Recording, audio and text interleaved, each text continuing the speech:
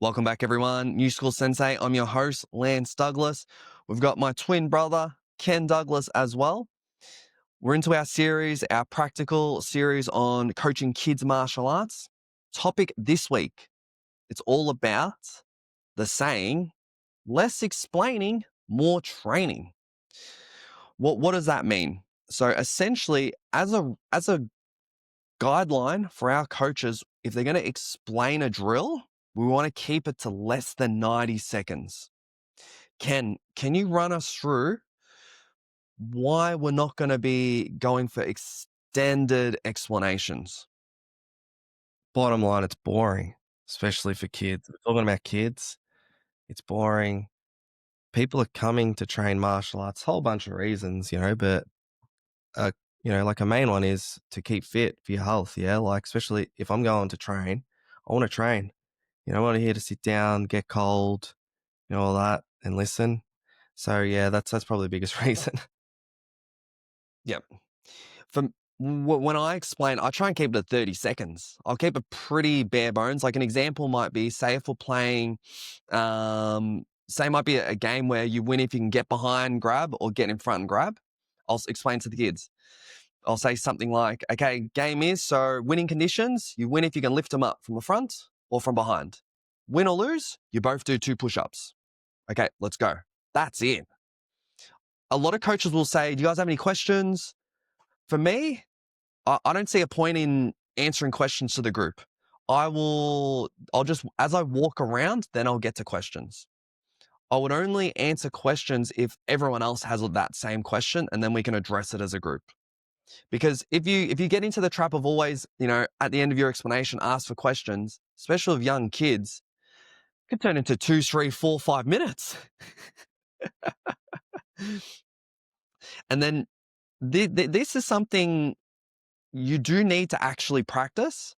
So a couple of good tips: getting a stopwatch, literally start the stopwatch and then see how long it takes you. And then over time, getting less and less and less. Another cool one I did, I just set as a challenge, I have to explain the drill in 3 sentences. That's it. That's all I have, 3 sentences. I didn't do that for too long. I did it for a couple classes, but I just to show another coach that it can be done. So explaining a drill in 3, it might be that same game, it could be. I would say something like, the game is to lift your partner from the front or behind. Win or lose, you do 2 push-ups.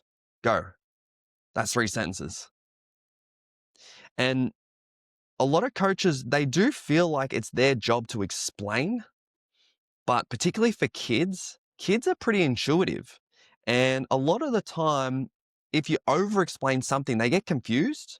Whereas if you just give them the bare details, for whatever reason, kids can figure it out. They're pretty amazing problem solvers. So Ken, do you want to speak to that? Yeah, I've been writing a few notes. So essentially, the thing that I found, if you want to keep your explanations brief and to the point, it's important to sort of on your mat space have the have the similar setup, the same area that you're going to do your explanations. I know there is some merit about moving the kids around and stuff, just so that the kids know they come to this spot, they go in this position. Everything just happens really quick, and you can use the same help or the assistant. You're not just spending time going, okay, hands up, who wants to help me out? That's like extra time, yeah. I know who I'm going to ask, or it might be a black belt, and they know, so they come up straight away. They're always eager. So that's just one little tip there. So a couple of things that I actually like to do is I get the students to actually come in and do the game in front of everyone. And that is the explanation. So instead of me just verbally saying what to do, so just say if we're doing a clinching drill, okay, we got Lance and we got Jason in. Okay, Lance, okay, so starting position is this. Lance wins if you get the Muay Thai plum, if you can lift, or if you can get the high single leg. All right, guys, go. They do the drill and they can see. Okay, and stop. All right, guys, we're all good. Let's go. Boom. Just by the students watching the drill get done, seeing people winning, seeing people losing, that's going to be 30 seconds, 45 seconds, 1 minute just there. Instead of me verbally saying it and they don't even know what I'm saying, I'm really big fan of getting students to do it in front of everyone. The next thing that I like to do is I'll ask the audience. Okay, so I'm I might explain it. Sometimes you explain, like if you explain 3 sentences, the kids might not be listening. So you might just go, okay, team, in this game, what's one way you win? Boom. What's the second way you win? Usually there's 3 ways to win, yeah? So you boom, boom, boom, we're all good. Let's go. So I'll ask the audience. Ninos is really good at that too, like our coach, Jitsu coach. He'll explain the technique, then he'll ask people. So that's a good way to get them to focus as well. Next thing, with your games, make them simple. Like like if you're doing clinching drill, we can start over under. You win if you can lift the person. That's it. Super simple. Not much explanation. Lift however you want. I don't mind. Double unders, over under, back, front, side. You can lift them up, hold them in the air for 3 seconds, you win. That's it. So very simple games. And actually, one thing I've been doing, where instead of teaching someone a technique where you got to explain things a lot, I've been doing it where if I'm rolling with them, so if I'm training with them, yeah, I will do the technique on them repeatedly, and then instead of me explaining it, they're getting bored, they don't use the technique, all that, and then they actually come to me and ask me, what was that? Like you just do it on the entire class. You might be doing like omoplata. You just omoplata everyone on the mats, yeah? And then by the time you go to do the explanation, people are actually really keen and they're actually really eager to learn. So then you can make it quite brief. You okay, I'm doing this, this, this, this, and this. Bang. And okay, and then they're actually like, cool. I'm actually gonna try. So those I've just rattled off a few tips there, Lance. So hopefully it wasn't too fast. Do you have any little tips No, that that's you do good. to explain things quick? Yeah, using external versus internal cues. So we'll use another jitsu example, and I use on my boy Aki. He's 4 years old. The game, it might be just passing the guard. So for kids like 4 years old, I would say you got to get your shirt onto my shirt, but you have to make sure you get around my legs. Go for it. Or maybe if you're doing snap downs, I do with Aki. I put my beanie on. I'll just tell him you got to take this beanie. So he's trying to grab it. Or it might be like I want him to get behind me. So I'll say, okay, you gotta get behind and try and pull my pants down. Obviously, you wouldn't do that in a class, but this is at home with my boy. So just giving external cues. It could even be for learning to do the turning kick. The way I do the turning kick, I say something like, okay, turn your belly button all the way to the other wall and use your shoelaces. Like our low kick, I don't call it a low kick or a groin kick. I call it a shoelace kick. Axe kick, I still call it axe kick because axe is, it's good imagery. Front kick, I'll say use the bottom of your shoe. So things that any kid can relate to.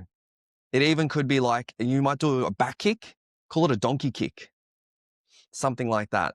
If you get too technical, of course, you need to assume your kids are, they're very intelligent, but when it's a movement skill, the body just works better when it's a clear instruction. If you're learning, I don't know, maybe geography or mathematics, then yeah, get into the weeds with the kid, get into all the details. But movement skill, especially gross motor skills, they need something just quick, easy, digestible, so they can just quickly react. Because with our movement skills, they're often done under pressure. So you need to be able to do it quick. And if you're thinking too much, like say if my little boy Aki, if he's thinking about, maybe getting the right placement on the collar tie, snapping, he might not be able to get my beanie, but if he's thinking, get that beanie, he'll find a way to get it. So we Yeah. have that little tidbit. The other thing is, so coach is probably thinking like, am I really coaching? You do most of your coaching when the game is on. So we call this you're working the room. So say if there's the game might be, partner puts out paddles and they've got to punch it. You do a quick explanation and then you walk around the room and you go past everyone and you give them some feedback or you just acknowledgement.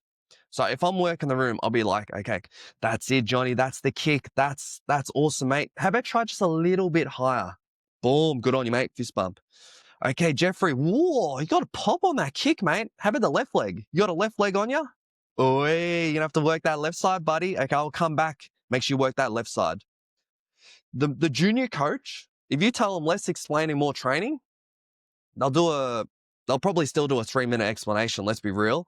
And then they'll chill and just kind of cross the arms and just watch. That ain't coaching. We're saying it's not less explaining, less coaching. It's it should be less explaining, more coaching. So you get your work in that crowd.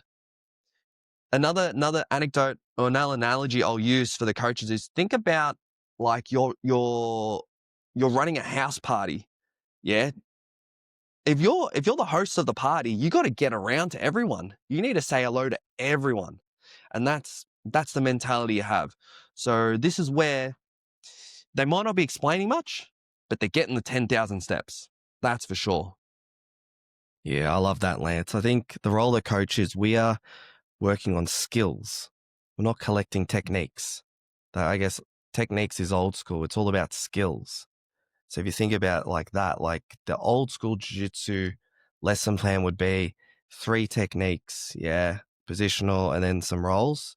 So with the 3 techniques, they explain technique number 1, 3 minutes, practice it for 5 minutes. Technique number 2, 3 minutes, blah, blah, blah. So that's like 9 minutes of explaining.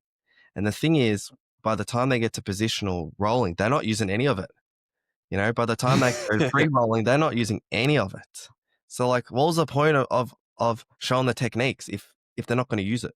It doesn't suit them, the body type, personality, injuries, their skill level. They just never get to omoplata. They're always in side control or mount. You know what I mean? So that's why for me, if I'm teaching and I do want to go over an area, instead of me doing 3 minutes for 3 different techniques, I'll show the 3 variations of the techniques in 1 minute. I'll do them really quick. I go, this is variation number 1, 2, 3. And then I go, okay, guys, you can practice whichever one you want, or you can practice whatever you want, really. And then you can ask me if you have any questions about any of those variations. I'll walk around and you can ask me.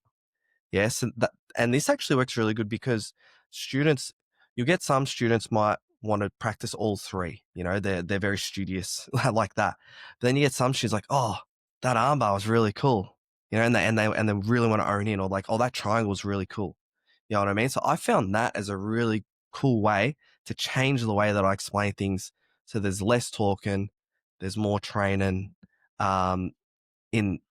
in that sort of space. What's your thoughts on that, Lance? Do you like that? What's the science Oh, on that? definitely. Yeah, I guess it comes down to agency for the student. Like they're gonna do stuff they want to do. And if we bring it back to the kids, like to be honest, I might not do that for the kids. If I'm gonna do a technique, I don't really do too much technique unless it's like for striking or for kata. If it's self-defense, I'll more just set a game. But I can definitely, yeah, it definitely has its place. 100%. Yeah. If we'll bring it back to the kids coaching. Um, just to wrap it up, because I'm mindful of the time. When you really focus on less explaining, more training. Say if you've got a 45-minute class, hopefully you're getting the kids training for 40 minutes or 45 minutes. If you've only got a half-hour class, you want them training essentially probably at least 25, 26 minutes. Yeah. And that's what the parents are bringing them in for. There is a place, it is good for the kids to learn how to focus and listen, but you want to do it in small chunks. Yeah, 90 seconds. Okay? Because if you go too long, it's just a sign of the times, like kids will get bored. So keep our class interesting, keeping our kids fit and happy and healthy, less explaining, more training. And Boom. Anything you want to wrap it up with, Ken, before we finish it up? I think this is like new school versus old school. Old school, you explain a lot. It's easy for us. We've been on the mat since we were 4 years old. There's like 32 years of experience there. It's easy for us to just rattle on about techniques. Yeah. The hard thing is, can you think about the key points and do it in 30 seconds, 30 to 45 seconds, or even just the 1 minute, bro? Yeah. That's the science. That's the art. Yeah. You know what I mean? So some people might think us as coaches being lazy, but it's actually harder. Being concise. It's like writing the essay. For some people, it's easy just to go over the word limit. Sometimes it can be hard to get under that word limit. Yeah, Yeah. Lance. I know for some assignments, the assignment, the word was only 500 words. Like, that's nothing. Like, I'd rather 2,000 words. But to write something in 500 words, that's pretty hard. So often, to condense it, to simplify it takes a lot more skill. Okay, let's wrap it up there, guys. So awesome session. Less explaining, more training. If you enjoyed it, let us know. We'll see you on the next one.